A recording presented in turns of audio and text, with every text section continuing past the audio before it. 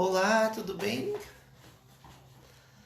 Então, na nossa conversa de hoje, gostaríamos de pedir a Deus, a Jesus, ao Pai maravilhoso e bom que está nos céus, aos santos anjos, para que estejam conosco, nos inspirando e nos dando forças, paz e alívio a mim e a todas as pessoas que tiverem a oportunidade de ouvir essas palavras que iremos falar neste momento.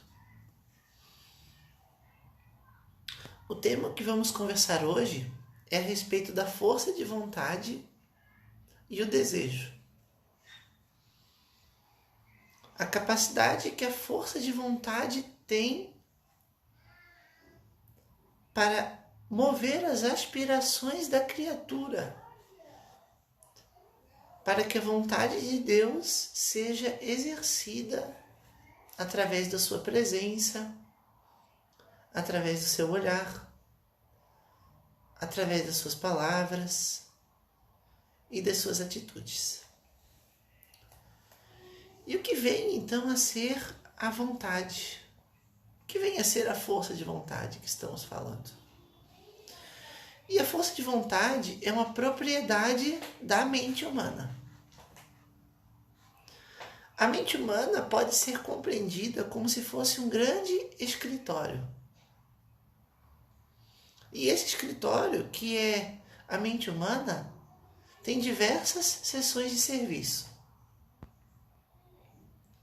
Então, um dos setores, uma das capacidades intrínsecas da mente humana é a capacidade de ter desejo. E o que são os desejos? Desejos são propósitos e aspirações. São objetivos que a pessoa tem, aspirações que ela tem ao longo de sua vida. Um outro gabinete da mente humana é a inteligência.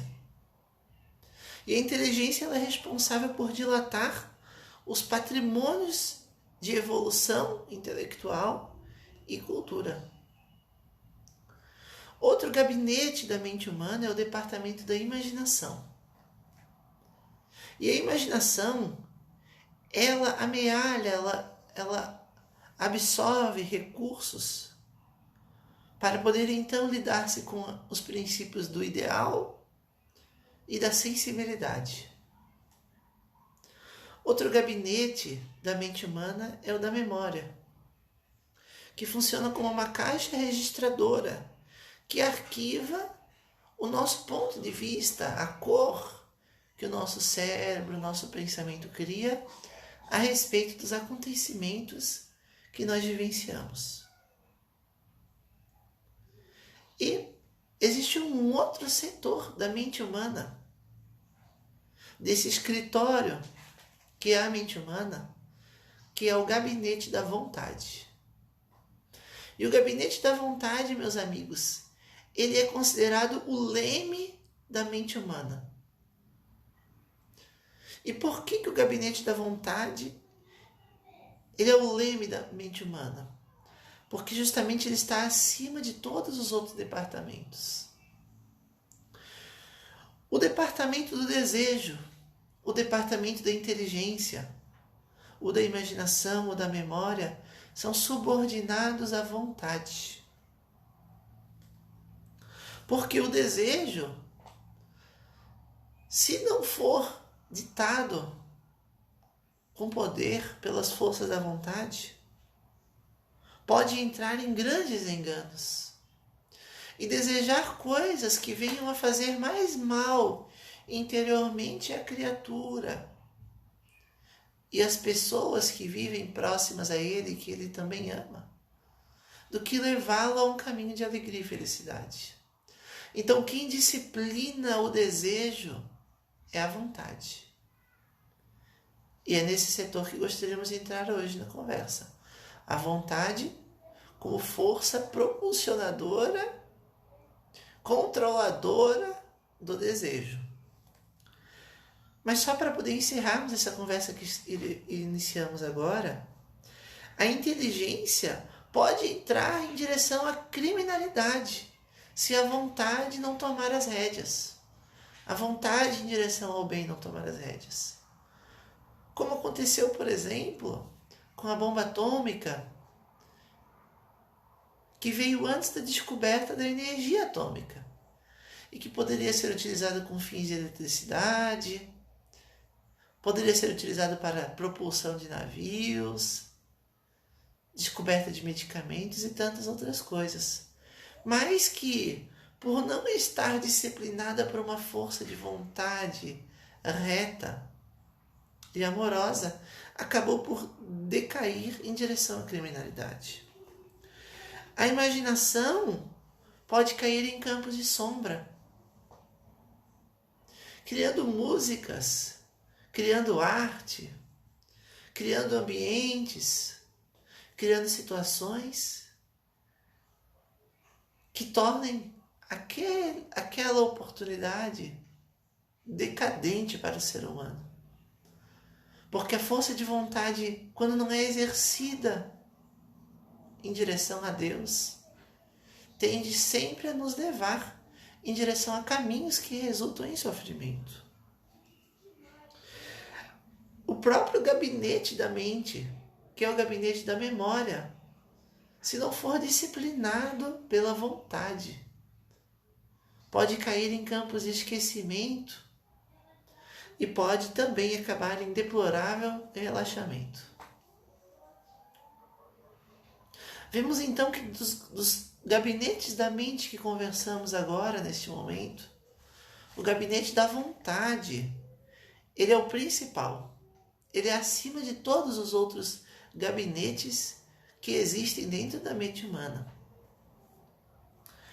E somente a vontade é suficientemente forte para poder garantir e sustentar a harmonia do espírito humano, da alma humana. Porque a vontade direcionada para a nossa própria satisfação própria, a vontade direcionada para o egoísmo, cria um processo que leva à autodestruição e à destruição do meio onde eu mesmo estou envolvido.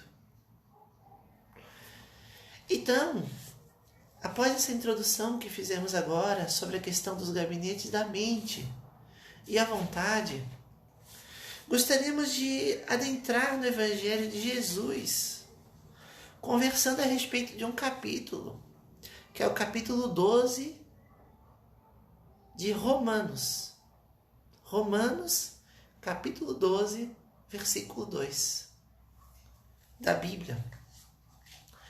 E existe lá um texto lindo que diz: não se amoldem ao padrão deste mundo, mas transformem-se pela renovação da sua mente, para que sejam capazes de experimentar e comprovar a boa, agradável e perfeita vontade de Deus. Vejamos nós que desde já ele está dizendo que não devemos nos amoldar, ou seja, entrarmos nos mesmos moldes do padrão deste mundo. Porque os padrões deste mundo, até o momento em que estamos vivendo, bem como o era na época de Jesus, é um padrão de vida que se afasta do pensamento de Deus. E, meus amigos, tudo que não envolve Deus é desordem. Deus é a grande força geradora do universo e que propicia que haja equilíbrio no coração dos homens, que propicia que haja alegria, fé e esperança na vida. Então, a vontade como sendo o gabinete mais importante e coordenadora de todas as competências e as possibilidades humanas, essa vontade deve ser direcionada para que o ser humano não procure satisfazer os seus desejos e interesses próprios, que geralmente são egoístas, mas para que a vontade de Deus se faça presente cada vez mais através das suas atitudes, para que o seu pensamento seja um reflexo do pensamento divino e não da sua própria egolatria. Percebemos que em diversos momentos Jesus nos mostrou a importância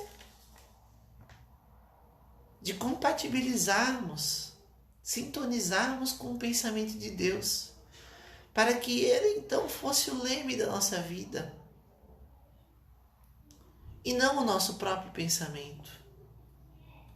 E Jesus então, por exemplo, lá em Mateus, capítulo 7, versículo 21, diz: nem todo aquele que diz Senhor, Senhor, entrará no reino dos céus.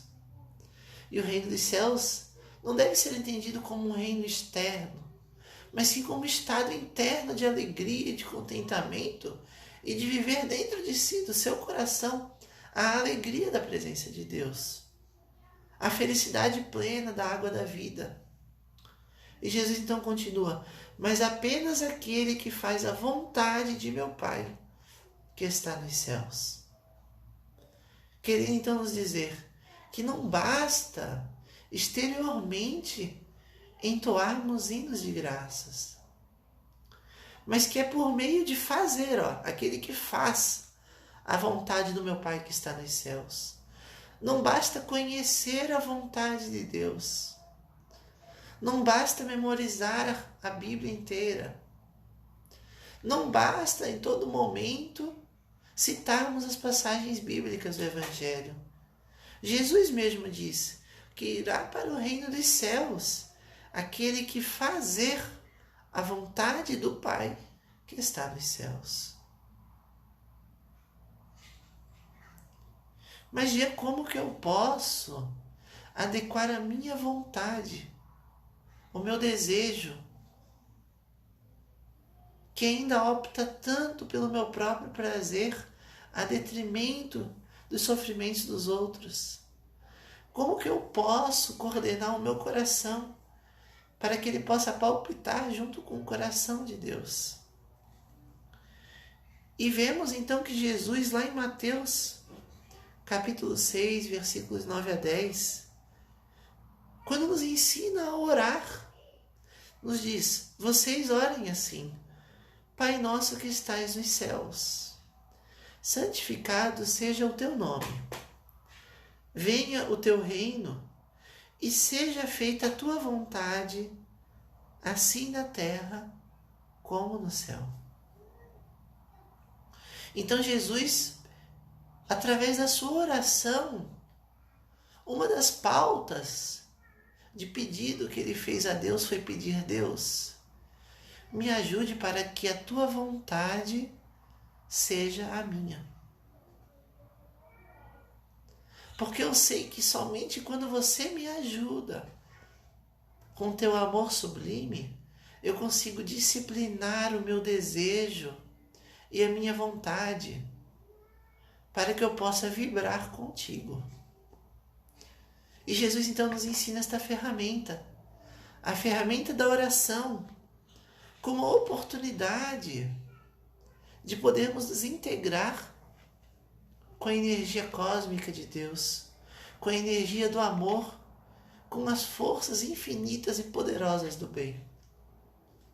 O próprio Jesus, em um determinado momento de sua vida, percebeu que ele tinha um desejo. Mas ele nos exemplificou nessa passagem de Lucas, capítulo 22, versículo 41 e 42. De que ele, apesar de sentir que a vontade dele era uma, ele estava se pondo humildemente, ajoelhou-se diante do Pai e pediu: Pai, não seja feita a minha vontade, mas a sua. Essa passagem aconteceu quando Jesus estava junto com seus discípulos. E ele estava para ser entregue por um dos seus discípulos, para que então, diante de breves dias, viesse a ser crucificado. E então, nessa passagem bíblica, Lucas nos conta que Jesus se afastou dos discípulos a uma pequena distância, ajoelhou-se diante do Pai e começou a orar. Pai, se queres, afasta de mim este cálice. Contudo, não seja feita a minha vontade, mas a tua. Quantas vezes ao longo da nossa vida, por capricho próprio, encontramos um caminho que parece nos satisfazer as nossas satisfações íntimas, os nossos desejos e interesses próprios. Mas Jesus nos exemplifica que mesmo no momento em que o seu maior desejo era estar vivo e não sofrer todo o suplício que ele sofreu de humilhação física e moral, que mesmo neste momento ele abdicou do seu desejo e entregou a Deus a decisão sobre todas as coisas. Porque Deus, meus amigos, é a suprema inteligência do universo. Deus é o supremo amor do universo. E somente quando nos ajoelhamos diante dele e nos entregamos plenamente para a sua divina vontade, é que atraímos todo o bem, toda a alegria, toda a paz e todo o amor possível para nós. Meus amigos, quantas coisas até hoje a ciência, através da sua evolução, através da evolução intelectual do homem, trouxe para nós de conforto, de facilidades. Mas eu vos pergunto, meus amigos, essas aquisições intelectuais, essas felicidades materiais, lograram trazer alegria ao homem? Por um acaso, o homem moderno, que tem internet, Wi-Fi, dados móveis, que se comunica com a pessoa distante em frações de segundo, é mais feliz do que aquele do século passado, que não tinha nada disso? Não, meus amigos. Nós muito evoluímos em inteligência e em aquisições da matéria. Mas as aquisições espirituais foram poucas, porque muito pouco nos deixamos levar pela vontade de Deus. Porque a nossa própria vontade nós colocamos acima de tudo. Ainda que essa minha vontade produza dor, sofrimento e tristeza para aquele que está comigo. Essas escolhas não lograram nos fazer felizes, porque a felicidade existe em fazer a vontade de Deus. Não existe felicidade longe de Deus. Isso não significa que não devemos ter tecnologia, que não devemos nos expandir no campo científico, no campo intelectual, nas facilidades da matéria. Mas, meus amigos, acima de tudo, devemos considerar a necessidade suprema de fazermos a vontade de Deus. E como queremos fazer isso? Lembrem-se de que, dentre todos os gabinetes da mente que eu referi para vocês, o leme deles, o superior a todos eles, superior ao gabinete do desejo, ao gabinete da memória, superior ao gabinete da imaginação, superior ao gabinete da inteligência, superior a todos eles é o gabinete da vontade. E o cristão, aquele que sabe que a vontade de Deus é que é a vontade que nos traz alegria, quando não segue a vontade de Deus, está assinando embaixo, tá bom. Eu aceito não ser feliz. Porque se eu quero felicidade e alegria, eu irei me submeter à vontade de Deus com relação a mim. Mas notem, queridos amigos, que eu estou falando a vontade de Deus com relação a mim. Pois a vontade de Deus em relação a mim pode e deve ser diferente da vontade de Deus em relação ao outro que está à minha volta. Por quê? Se a vontade de Deus para com relação a mim e para com relação ao outro à minha volta for igual, idêntica, todos então estaremos fadados a sermos cópias uns dos outros. Mas isso não é uma verdade. Deus respeita as nossas individualidades e, portanto, nos sugere pensamentos e atitudes próprios ao nosso próprio caráter. Então não julguemos o nosso semelhante. Não tentemos colocar o nosso sapato no pé dele e exigir que o pé dele seja maior ou menor para caber no meu, pois cada um tem um tamanho de um pé. Então respeitemos o próximo e usemos dessa nossa ardilosidade. Utilizemos desse nosso julgamento não para julgar o outro, mas para julgar as nossas próprias atitudes e ver: será que o meu desejo está em consonância com o desejo de Deus para com a minha vida? Retornando àquele texto que nós lemos, lá de Romanos, capítulo 12, versículo 2. Ele nos diz que faça a vontade de Deus por meio da renovação da sua mente, para que assim você possa experimentar e comprovar a boa, agradável e perfeita vontade de Deus. Porque por mais que eu deseje, se eu seguir a minha própria vontade e não a de Deus, eu não entenderei, eu não experimentarei e não comprovarei a boa, agradável e perfeita vontade de Deus.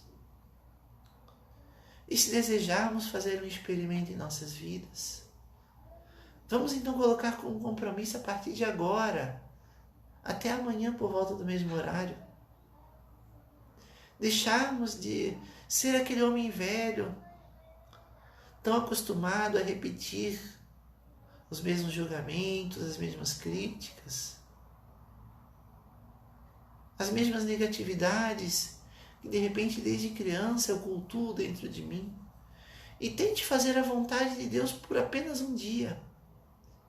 E veja se isso não irá te completar interiormente.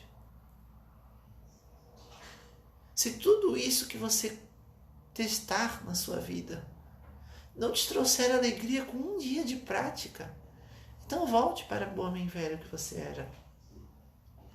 Mas toda a experiência de Deus, todo o conceito cristão vai a favor de nos dizer que, uma vez testando esta verdade que eu estou trazendo para vocês, nunca mais haverá dúvida de que a vontade de Deus é que é a suprema. E então, nós vemos então uma passagem de João, capítulo 6, versículo 37 a 40, em que Jesus nos diz que todo aquele que o Pai me der virá a mim. E quem vier a mim, eu jamais rejeitarei. Pois desci dos céus não para fazer a minha vontade, mas para fazer a vontade daquele que me enviou. Jesus, mesmo sendo amor perfeito, pura justiça, não desceu dos céus para fazer a sua vontade, mas para fazer a vontade do Pai que ele enviou. E como que nós, sendo imperfeitos, botamos as nossas vontades acima da vontade do Pai? E Jesus então continua: e esta é a vontade daquele que me enviou, que eu não perca nenhum dos que ele me deu, ou seja, todos nós habitantes aqui da terra, mas os ressuscite no último dia. Porque a vontade de meu Pai é que todo aquele que olhar para o Filho e nele crer tenha vida eterna, e eu o ressuscitarei no último dia. Mas notemos, meu amigo, que quando ele fala aqui em crer, ele não está falando apenas de uma fé boba. Ele está falando aqui de uma reforma de caráter. Ele está falando, que nem disse aqui em Romanos, transformem-se pela renovação da sua mente.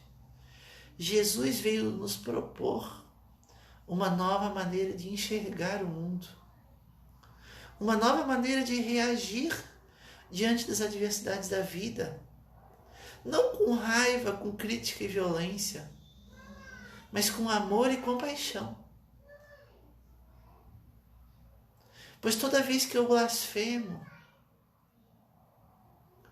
todas as vezes em que eu enegreço a minha energia ao redor, todas as vezes em que eu velo o rosto de alguém, trazendo-lhe amargura e choro, eu estarei atraindo para mim, através de lei de causa e efeito, situações de dor e sofrimento, e Deus então chora por nós. Deus chora por nós, pois o seu desejo pela nossa reforma íntima é infinito, de que sejamos felizes. Mas Ele sabe que o único caminho da felicidade é por meio da execução pura e simples da sua vontade. Meus amigos, muitas vezes, ao longo das nossas experiências, a mídia, a cultura, os acontecimentos, os nossos companheiros de vida, tendem a nos trazer para nós opções de caminhos que no nosso íntimo nós sentimos que não seriam razoáveis para nós. Caminho estes que não podemos julgar essas pessoas a seguirem, pois, como falamos, a vontade de Deus para ela é uma e para nós é outra. Mas, meus queridos amigos, se sentirmos a dúvida de qual caminho deveremos seguir, de qual estrada é a estrada da alegria e da salvação, procuremos nós parar um pouco, refletir e pensar em Jesus. E humildemente, então, dizemos a esse divino amigo, Jesus, você que era puro amor, abdicou de tua vontade para que Deus se fizesse presente na tua vida. Senhor Jesus, me ajude para que eu seja luz na vida daqueles que me cercam. Me ajude para que em minha vida eu seja o reflexo de Deus e para que todas as pessoas que eu encontre vejam em meus olhos o brilho dos olhos de Cristo. Que a minha presença ao lado dos irmãos à minha volta seja uma presença benfazeja, e alegre. Senhor Jesus, me ajude a ser manso e humilde de coração, como você foi, porque você venceu o mundo, apesar de todas as influências que existiam na tua época. Me ajude a vencer o mundo, mas não através da violência, não através da competição. Me ajude a vencer o mundo vencendo as minhas próprias más inclinações. Porque eu sei que no meu íntimo eu sou pura luz. E se da luz eu vim, para a luz desejo retornar. E que o Senhor desejar me ressuscitar no último dia.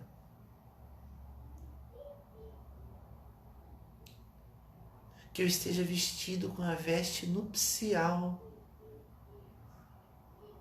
travestido do seu divino amor.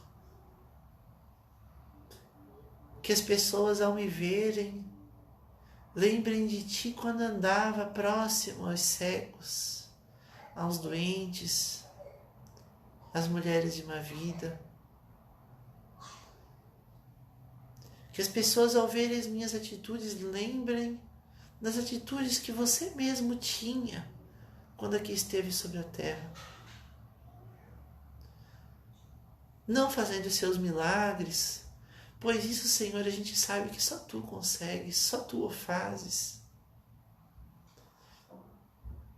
Mas que para que Te vejam através das minhas atitudes. Para que relembre aqueles momentos em que você partia o pão. Muito obrigado pela atenção de todos e que possamos viver hoje e sempre em paz e que cada dia possamos ser, nem que seja um pouquinho assim, melhores do que fomos nos dias anteriores. Gratidão pela atenção de todos e sejamos felizes. E que a cada dia nós possamos nos lembrar da mensagem de Jesus, viva e forte em nossas mentes e em nossos corações. Que não esmoreçamos na fé e que possamos nos agarrar e nos abraçar uns aos outros, pois juntos é que alcançaremos a alegria e não é sozinhos. Queremos fazer tudo isso que Jesus nos desejou. Obrigado por tudo, que assim seja.